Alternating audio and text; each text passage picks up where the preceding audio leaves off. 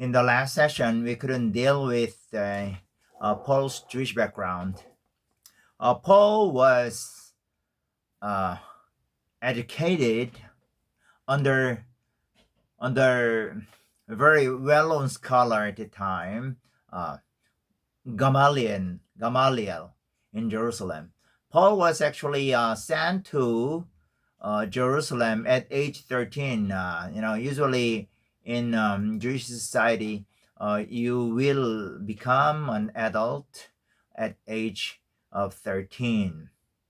So after he became an adult, actually adult ceremony, there's an adult ceremony, and then he was sent to Jerusalem to be trained. I mean, all kinds of Torah, Old Testament Torah, and rabbinic kind of rabbinic education. So he went there, and then he was trained under Gamaliel. So was really well-known scholar, prominent scholar. So because that's why Paul became very well versed with Torah. That's why probably this was one of the reasons that he was persecuting church, because his idea about Messiah was very different from the Christian viewpoint. That's why um, uh, you know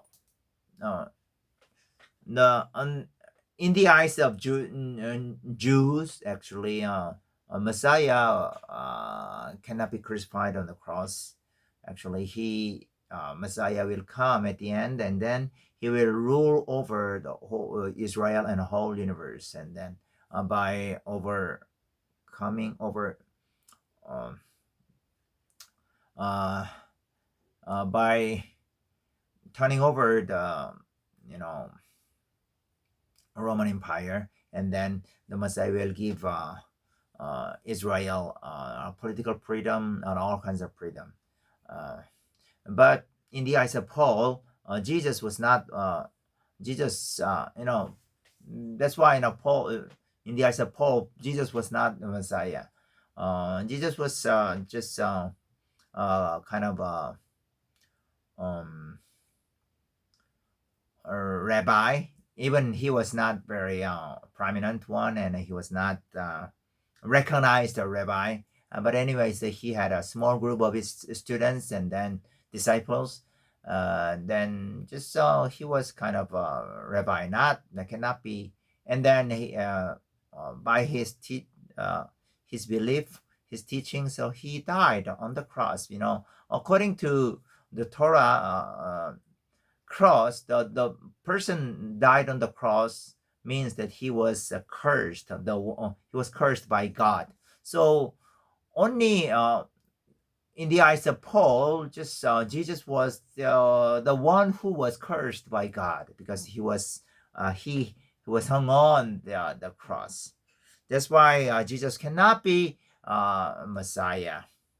So that's why he was persecuting church in his early age. But when he encountered Jesus Christ on the road to Damascus, his idea about Messiah totally changed. Anyway, so talking about Paul's Jewish or rabbinic education. So he was really, really well versed with Torah. That's why in his letters he quote a lot of Bible verses from Torah, from the prophet, from Old Testament. Yeah, and then whenever Paul spread the gospel, actually, especially in Galatia province, central Turkey, contemporarily, the in his on his first missionary journey, even not only first, second, third missionary journey also, a lot of Jewish people, a lot of Jews were against his evangelism. Actually, that's why they were persecuting Paul. Uh, when Paul spread the gospel in especially um where Pisidian Antioch, Lystra, yeah, Iconium, and Ephesus, yeah, many places actually. At the time, in the time of Paul, Jewish diaspora was really uh, spread throughout the Mediterranean world, which is Roman world, especially and also in such a very important cities like Rome, Ephesus, Syrian Antioch, Pisidian Antioch. It's like this. So there are a lot of Jewish synagogues, yeah, Jewish people. Yeah, that's why these Jewish people, Jews were against this gospel. That's why publicly they were opposing Paul and Paul's gospel. Um, so to understand Paul's letter, so we have to have this kind of a background. And also, then there are some opponents of Paul beside the Jews. They are who are they?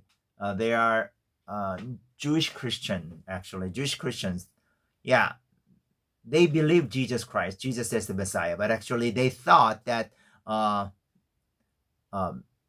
salvation, if you wanna, if salvation is not enough by only believing in Jesus Christ. That's why they add what?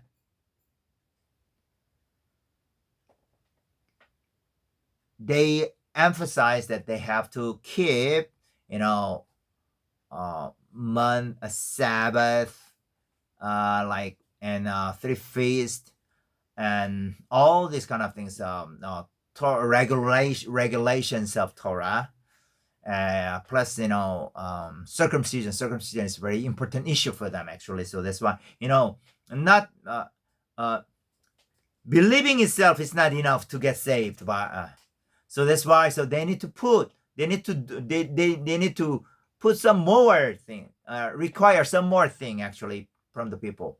Actually, so that's why they assert that if you want to be saved, that you have to believe in Jesus Christ plus, and you need to get circumcision. You must get circumcision, and also you must keep the Torah. So like, especially like feast, Sabbath, all these which are abolished by Jesus Christ. They emphasize this. Actually, these are called Judaizers. Especially these Judaizers smuggle into the church of Galatia and Colossian church, and then they persuade the church so that they turn the church members from the gospel taught or preached by Paul.